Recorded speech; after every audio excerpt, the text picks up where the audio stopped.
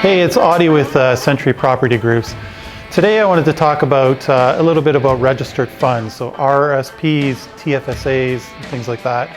And then at the end, I want to talk about maybe something you guys don't know about. Maybe there's another way to invest those.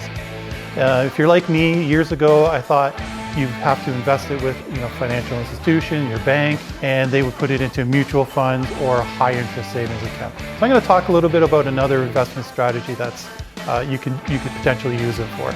So first one is RRSPs.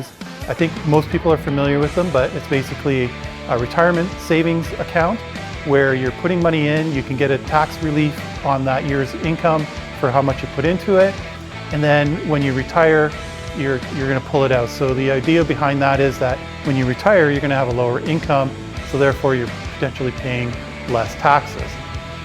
TFSAs, that's a tax-free savings account. Works a little differently.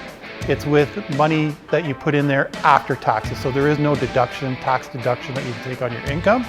But whatever you make in that fund is not going to be taxed. So there's a huge advantage to that. So with the RSP and TFSAs, there's contribution limits based on a number of things.